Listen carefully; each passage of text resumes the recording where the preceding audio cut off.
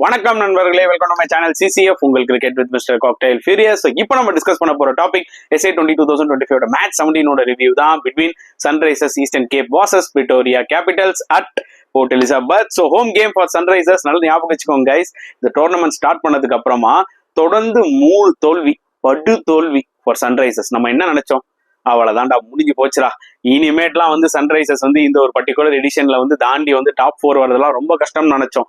புரியுதா உங்களுக்கு? ஏன்னா அவங்க மேல எக்ஸ்பெக்டேஷன்ஸ் ஜாஸ்தி. ஏன்னா அவங்க தான் டிஃபெண்டிங் சாம்பியன்ஸ். இது வரைக்கும் நடந்த 2 எடிஷன்லயும் வந்து பாத்தீங்கன்னா அவங்க தான் வின் பண்ணிருக்காங்க. பட் இப்போ டேபிள்ஸ் அப்படியே டோட்டலா சேஞ்ச் ஆயிடுச்சுங்க. 3 மேட்ச் தொடர்ந்து தோத்த டீம் ஹேட்ரிக் ஆஃப் வின்ஸ் எடுத்திருக்காங்க. வெறும் விக்டரி மட்டும் இல்லைங்க, 3 மேட்ச்லயுமே போனஸ் பாயிண்டோட வின் பண்ணிருக்காங்கன்னா பாத்துக்கோங்க. வேற லெவல் கம்பேக்குங்க from Sunrisers. We have to give huge credit to the team, the management as well as the captain Aiden Markram. ஏன்னா அவரை நம்ம நிறைய கிரிட்டிசைஸ் பண்ணோம். அவர் வந்து டாஸ் எடுத்த அந்த டிசிஷன் ஃபர்ஸ்ட் மேட்ச்ல அதெல்லாம் நிறைய தவறுகள் செஞ்சாரு. ஆனா எப்படி குயிக்கா ரெக்டிஃபை பண்ணிட்டாங்க பாருங்க. ஸோ 2 தடவை அவங்க சாம்பியன்ஷிப் அடிச்சிருக்காங்கன்னா அதுக்கு ரீசன்ஸ் இருக்கும்ல. அந்த ஒரு ஃபுல் டேலண்ட்டை தான் வந்து திருப்பி கம்பேக்ல காமிச்சிருக்காங்கன்னு நான் சொல்லுவேன். So Sunrisers are on roll, அதுல எந்த டவுட்டுமே கிடையாதுங்க. அண்ட் விக்டோரியா கேபிட்டல்ஸ் டிசப்பாயிண்டிங்கான கேம். நான் திருப்பி சொல்றேன் இல்லைங்க, அவங்க வந்து ஏதோ ஒரு மேட்ச் வின் பண்ணதே ஒரு லக்ல தான். அப்பார்ட் ஃப்ரம் தட் வந்து பாத்தீங்கன்னா அடி தான் வாங்கிட்டு இருக்காங்க. ஸோ அவங்களும் பாட்டம் ஆஃப் த டேபிள்ல போயிட்டாங்க இப்போ. So poor batting display from Victoria Capitals. டாஸை வின் பண்ணி யாராவது போலிங் எடுப்பாங்களாங்க போர்ட் எலிசபெத்ல? ஃபர்ஸ்ட் மேட்ச்ல ஏடன் மார்க்ரம் பண்ண தப்பு என்ன? இந்த மாதிரி விக்கெட்ல டாஸ் வின் பண்ணி போலிங் எடுத்தது. ஏன்னா போக போக விக்கெட் இன்னுமே ஸ்லோ ஆகும், கிரிப் ஆகும், ஆடுறது ரொம்ப கஷ்டம். என்னத்தை தான் இவங்க எல்லாம் பிளான் பண்றாங்கன்னு எனக்கு புரியல. நிறைய பேர் இருந்திருப்பாங்களே அனலிஸ்ட் அப்படின்லாம் மேனேஜ்மெண்ட்ல, அவங்க எல்லாம் என்ன டாக்டிக்ஸ் கொண்டு வராங்க? சேசிங் இருக்கிறதுல ரொம்ப டிஃபிகல்ட் போர்ட் எலிசபெத்லன்னு எல்லாருக்குமே தெரியும். எப்படி அப்படி ஒரு ரிஸ்க் எடுத்து விளையாடுறாங்கன்றது எனக்கு தெரியல. அதனாலதான் படுதோல்வி அடைஞ்சாங்க, அதுல எந்த டவுட்டுமே கிடையாது. சோ சன்ரைசர்ஸ் பாத்தீங்கன்னா கிட்டத்தட்ட 145 ரன்ஸ்க்கு மேல அடிச்சுட்டாங்க ஃபர்ஸ்ட் இன்னிங்ஸ்ல. அதுக்கு முக்கியமான காரணம் ஏடன் மார்க்ரம். நல்லா புரிஞ்சுக்கோங்க guys, they were struggling at one point of time. 14 for 3 இருந்தாங்க. அங்க இருந்து வந்து பாத்தீங்கன்னா 145க்கு மேல அவங்க அடிச்சிருக்காங்கன்னா பெரிய விஷயங்க. அது it's not a easy thing. So Aden Markram ஒரு ஃபென்டாஸ்டிக் 65-66 ரன்ஸ் அடிச்சிருந்தாரு. கண்டிப்பா அவருக்கு நம்ம ஹியூஜ் கிரெடிட் கொடுத்தானோம். ஏன்னா அந்த கண்டிஷன்ஸ் வாஸ் நாட் ஈஸி.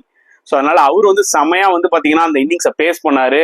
அதாவது அவருக்கு நல்லா தெரியும் இந்த விக்கெட்ல 140 அடிச்சா போதும் வின் பண்ணிடலாம்னு சொல்லிட்டு.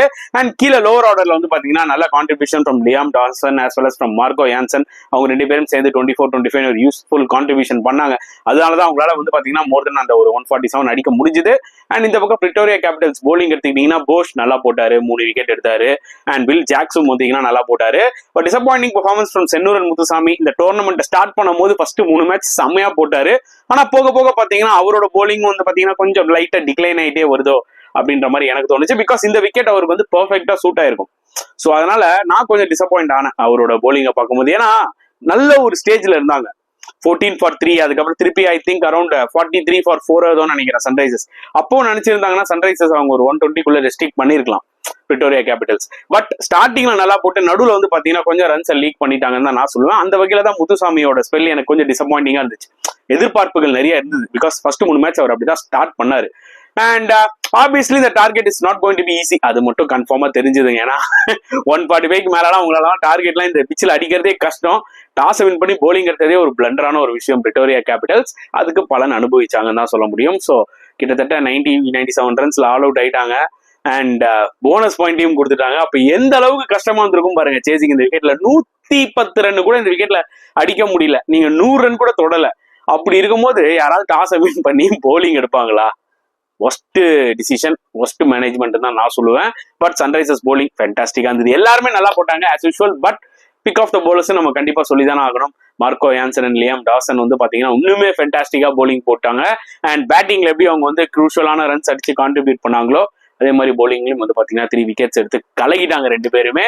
அண்ட் சன்ரைசர்ஸோட ஃபீல்டிங் எல்லாமே வேற லெவல்ல இருக்குங்க. அவங்க ஃபர்ஸ்ட் 3 மேட்ச் பார்த்த சன்ரைசர்ஸே வேறங்க.